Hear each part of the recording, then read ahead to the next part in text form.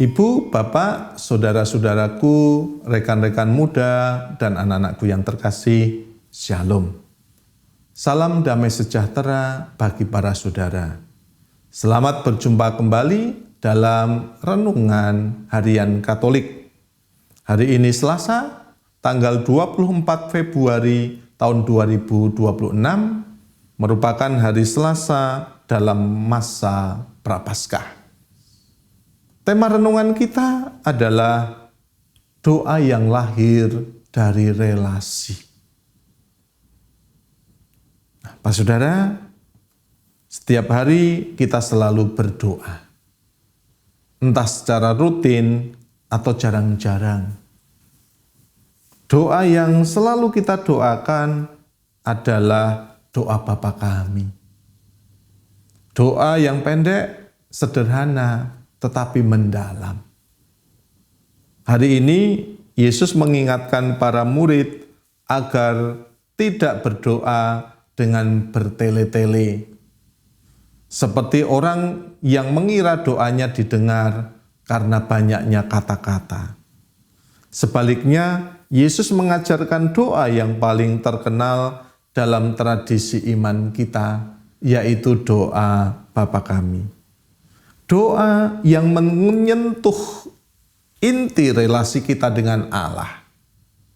Bukan soal teknik, bukan soal panjang pendek doa, tetapi soal kepercayaan anak kepada Bapa.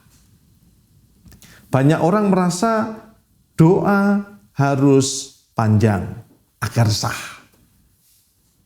Ada juga yang merasa doanya kurang bagus karena tidak pandai merangkai kata. Injil hari ini membebaskan kita. Doa sejati tidak diukur dari retorika, tetapi dari relasi. Tuhan sudah tahu mengapa kita masih perlu berdoa. Yesus berkata, Bapamu mengetahui apa yang kamu perlukan sebelum kamu minta kepadanya. Kalau Tuhan sudah tahu, mengapa kita masih perlu berdoa? Jawabannya bukan karena Tuhan butuh informasi, tetapi karena kita butuh relasi. Doa itu bukan laporan kebutuhan, melainkan pembukaan hati, penyerahan diri, persekutuan kasih, kepercayaan anak kepada Bapanya. Seperti seorang anak tetap berbicara kepada orang tuanya, meski orang tua sudah tahu kebutuhannya. Demikian juga doa. Doa itu membangun kedekatan, bukan sekedar menyampaikan daftar permohonan. Dalam praktiknya, ada risiko doa berubah menjadi rutinitas kosong. Kata diucapkan, tetapi hati kita jauh. Bibir bergerak, tetapi jiwa tidak hadir. Yesus memperingatkan tentang doa yang bertele-tele atau yang jemu-jemu. Maksudnya bukan jumlah kata, tetapi sikap hati yang mengira doa adalah teknik memaksa Tuhan. Tanda doa yang menjadi formalitas itu diucapkan dengan buru-buru, tanpa kesadaran, tanpa keheningan, tanpa penyerahan, tanpa niat mengubah hidup. Kita diajak untuk memeriksa apakah doa saya masih percakapan atau hanya kebiasaan. Selain itu, para saudara, Yesus tidak hanya mengoreksi, Ia mengajar. Ia memberi pola doa yang sempurna, doa Bapa kami. Menariknya di sini, urutannya bukan dimulai dari kebutuhan manusia, tetapi dari Allah.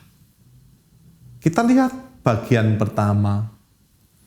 Bagian pertama terarah kepada Allah.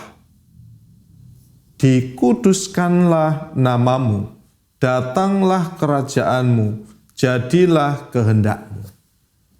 Karena itu, doa selalu dimulai dari Allah, bukan dari kecemasan kita. Bagian kedua, baru kebutuhan kita manusia. Berilah kami rezeki, ampunilah kami, bebaskanlah kami dari yang jahat. Ia mengajar kita bahwa prioritas rohani mendahului kebutuhan materi. Nah, para saudara, pada bagian terakhir, Yesus memberi penekanan yang sangat tegas. Kita diampuni sebagaimana kita mengampuni. Ini bukan ancaman, melainkan hukum rohani. Hati yang menutup diri dari mengampuni akan sulit menerima rahmat. Pengampunan sering menjadi bagian tersulit. Kita bisa berdoa panjang, tetapi masih menyimpan luka dan dendam.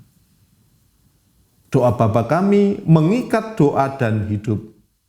Tidak bisa minta ampun tanpa mau mengampuni. Tidak bisa minta belas kasih tanpa memberi belas kasih. Yang terakhir kita diingatkan bahwa doa sejati selalu berdampak pada tindakan.